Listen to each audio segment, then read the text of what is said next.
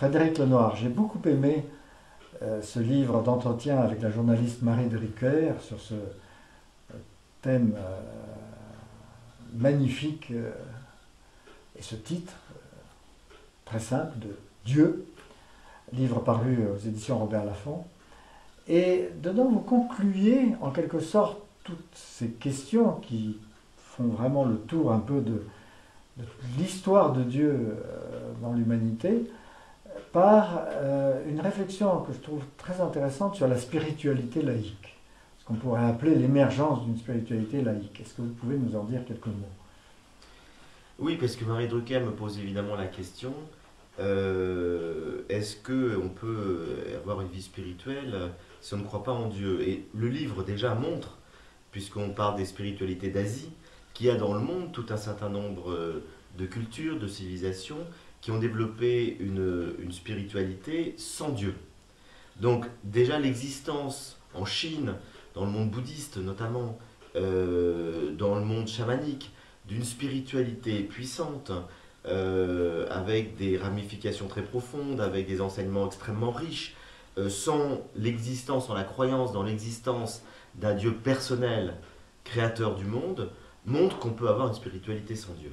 Et aujourd'hui, ce qui se passe en Occident nous montre que tout un certain nombre de personnes qui au départ étaient probablement de culture chrétienne, quelques-uns de culture juive ou musulmane, s'intéressent à la question essentielle du sens de la vie, pourquoi je suis sur Terre, se posent des questions essentielles, mais ne veulent plus rattacher cette démarche spirituelle au sens large du terme, de questionnement de l'esprit, à une religion révélée, et donc s'intéressent à la philosophie, notamment la philosophie grecque, celle des anciens, celle de Socrate, des stoïciens, d'Épicure, qui nous propose aussi tout un cheminement de sagesse, c'est la recherche de la sagesse, sans qu'il y ait une dimension explicitement religieuse.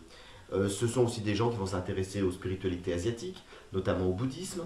Ce sont des gens qui font un travail sur eux-mêmes, ça touche aussi le développement personnel, c'est-à-dire l'accomplissement de soi. Et toute cette recherche de s'accomplir, de se réaliser, c'est pour moi une recherche spirituelle, authentique, qui n'a pas nécessairement besoin de Dieu comme référent, comme source ou comme point d'arrivée. Oui, donc un Dieu impersonnel, pourrait-on dire, une spiritualité sans dogme. Oui, alors il n'y a pas forcément l'idée d'un Dieu impersonnel non plus.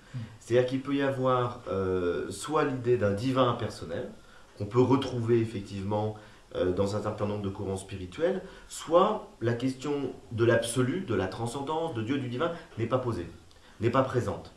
Ce qui est recherché, c'est avant tout un travail sur soi, une amélioration, des interrogations sur qu'est-ce qui est juste, qu'est-ce qui est vrai, qu'est-ce qui me permet de grandir, qu'est-ce qui me permet de privilégier, de cultiver les qualités les plus importantes qu'il y a dans l'être humain. C'est un désir vraiment d'amélioration de l'être humain à partir d'un certain nombre de sagesses qui peuvent exister dans des courants très religieux. Mais on va extraire finalement les éléments pratiques en laissant les aspects théoriques ou théologiques de côté.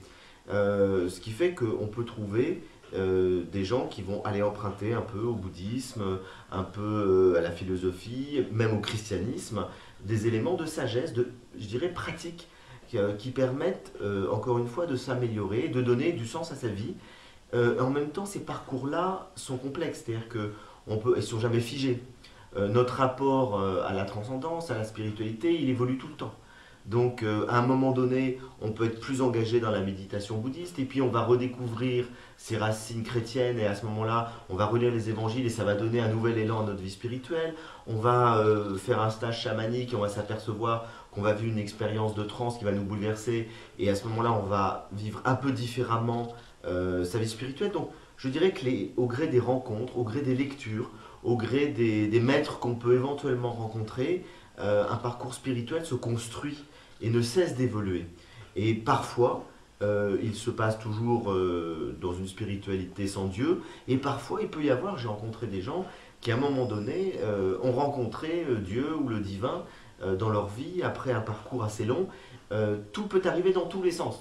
Et l'inverse aussi est vrai. Des gens ont quitté Dieu au terme d'un long parcours en disant finalement c'était un concept qui ne me parlait plus, qui était mort, et je m'en suis débarrassé. Du jour où je m'en suis débarrassé, j'ai commencé à me sentir vraiment mieux. On voit vraiment tout type de parcours. L'essentiel, je pense, c'est de se transformer et de chercher à s'améliorer.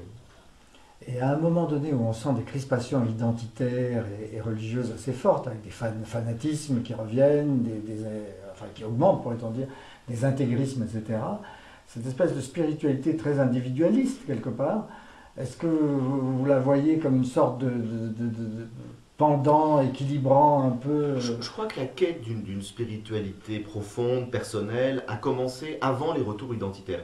C'est un mouvement qu'on voit très fort dans les années 50-60 se développer, notamment dans la rencontre avec l'Asie, avec l'Orient. Ça a été vraiment toute cette époque des années de la contre-culture américaine qui est venue ensuite en France et dans lequel il y a eu un mouvement du voyage en Inde, de toute cette, de la pratique des arts martiaux. C'était déjà une forme de recherche spirituelle. Le yoga, tout ça. Le yoga, le zen. On voit bien qu'il y a eu dans les années 50-60 toute une quête spirituelle très intense au carrefour de la psychologie, du développement personnel et de la redécouverte des grandes spiritualités du monde. Et ce mouvement-là, je dirais que il s'est développé, il touche de plus en plus d'individus dans des formes très différentes. Et puis est arrivé dans les années 80 un autre mouvement très différent qui est le retour identitaire. Et là, effectivement, je dirais que c'est un mouvement de contrebalancier dans lequel, dans toutes les cultures du monde, des gens qui ont peur de la mondialisation, du brassage des cultures, du mélange, se replient sur leur identité religieuse comme une sorte de vecteur, je dirais, politique pour retrouver des racines, des repères, une tradition à laquelle s'accrocher, un peu contre les autres. Et ce mouvement-là qui peut faire peur, parce que c'est un mouvement identitaire qui a souvent des relents fanatiques, d'intolérance, il touche des masses d'individus, notamment dans le monde musulman ou dans le monde hindou, mais il touche beaucoup moins de gens en Occident.